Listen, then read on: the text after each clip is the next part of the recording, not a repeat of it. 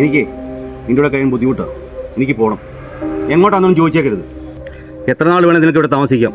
നിന്നെ ഇവിടെ നിന്ന് ആരും ഇറക്കി വിടത്തില്ല.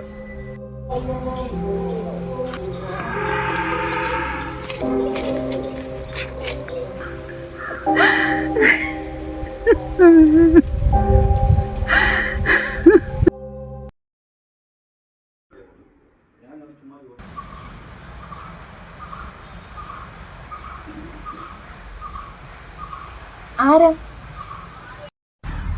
മോളെ, അമ്മയില്ലേ? ആദ്യം നിങ്ങൾ ആരാന്ന് പറ, എന്നിട്ട് വിളിക്കാം. അത് ഞാൻ നിന്റെ അച്ഛനും.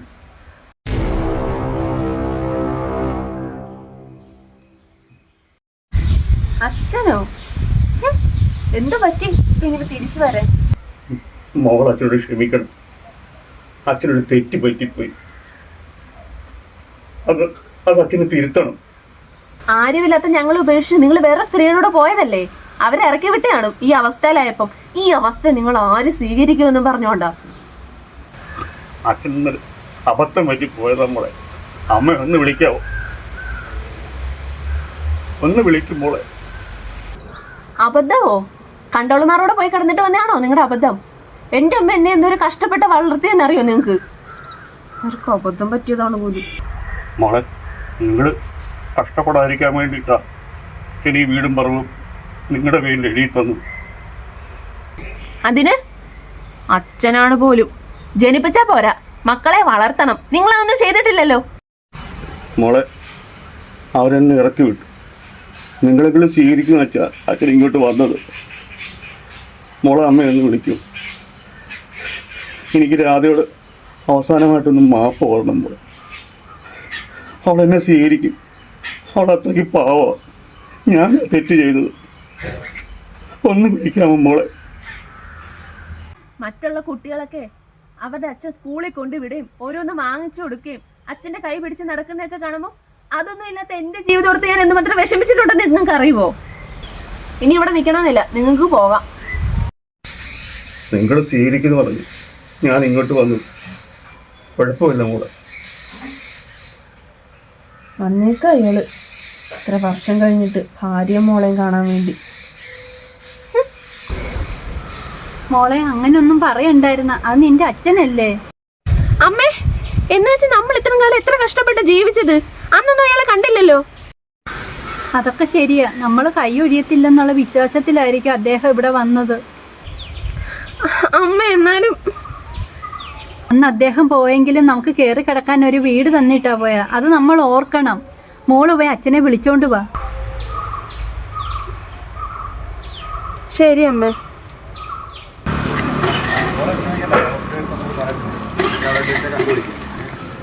അച്ഛാ, അച്ഛാ, അച്ഛാ,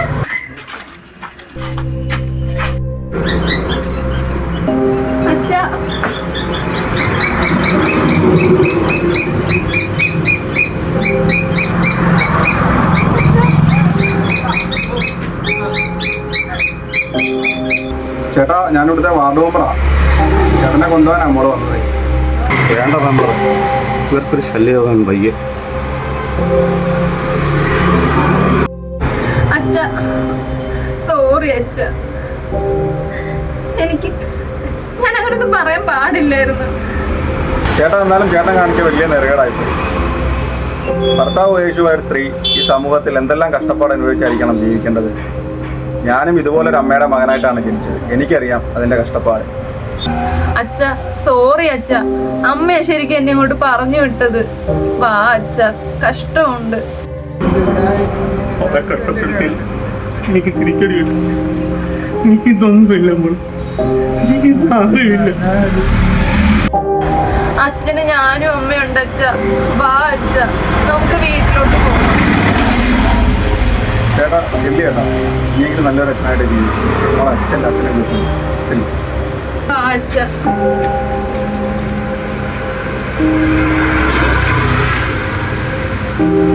ശരി മെമ്പറെ.